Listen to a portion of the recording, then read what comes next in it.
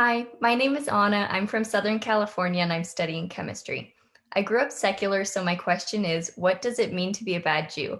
Are people who are more observant better than people who are less observant? And is it possible to lose your Jewish identity specifically in the eyes of God and as it pertains to the afterlife? Thank you. I'm a child of survivors.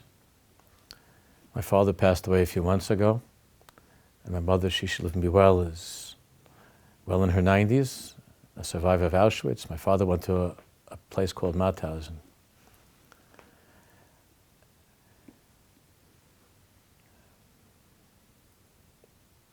The people who were running those camps didn't make a distinction between observant Jews and non-observant Jews.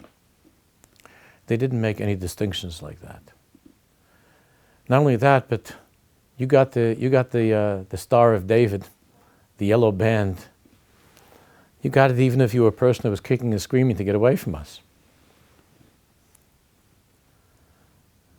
The reason I'm telling that to you is not to depress you or to share something that's morbid. But I don't know any other way to begin responding to a question about a Jew being bad. Our sages tell us in the Talmud, the tractate that's called Kiddushin, Bein kach u bein kach atem kruyim bonim, that whether you're a good child or you're a bad child, so to speak, you're my child, you're my children. My wife and I have brought to the world 7 children. Sometimes there was 1 or 2 of our children that behaved in a bad way. But the children were not bad children. They're beautiful children. They're not bad children. Most of the time is they didn't understand that behavior was not appropriate. And once they understood, they were thrilled, they were happy. They wanted to be good. The one who taught us that in the Talmud, his name is Rabbi Meir. Meir means light. And Rabbi Meir taught that we see in many places in the Bible that God refers to us as his children, but children who are acting wickedly, children who are misbehaving, children who worship idols, children who commit adultery, children who are sometimes dishonest and steal. But bein kach u bein kach atem kruyim bonim. But no matter what, you're my child. Anna, if you knew that and if I knew that and we felt it in the deepest way, we'd want to do everything we could possibly do to make our Father happy. But because somewhere along the way, somehow, people get this idea that, if you don't do this, you're bad. And bad people go to a bad place. After this bad world, they go to a bad place, which is even worse than this world. And it's because of the bad publicity that God has that people give up. They give up being good. Everybody's good. Everybody is good. Bein kach u bein kach atem kruyim bonim. Whether you behave well or you misbehave, you're my child. That means that God believes in the essential. He created us. And therefore, more than you and I believe in God, God believes in the essential goodness of each and every one of us.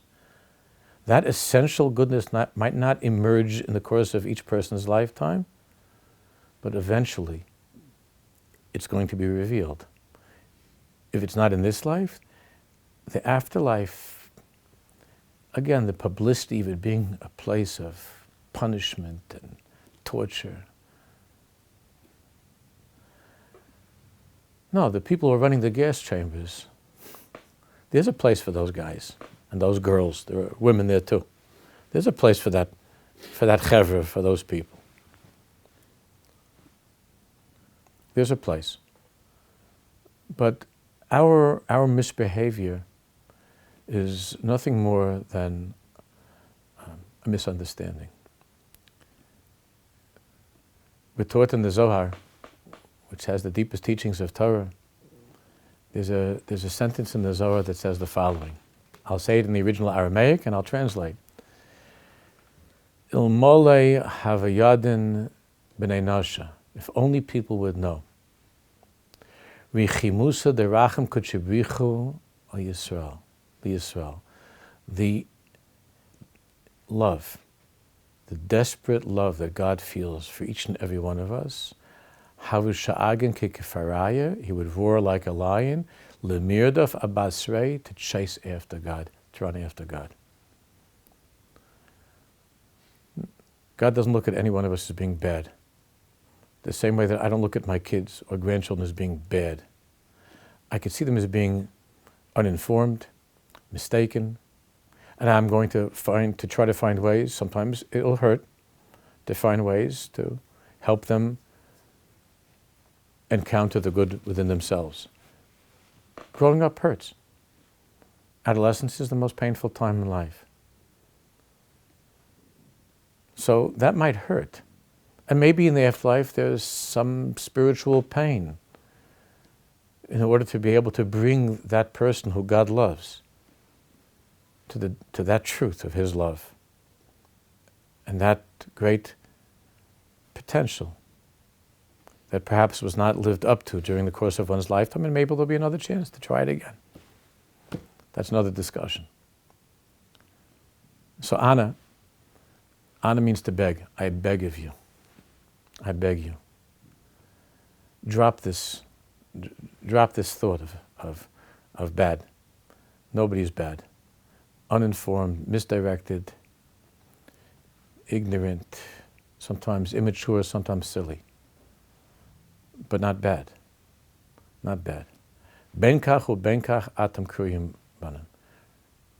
We're children that don't always do what we should be doing. That's all.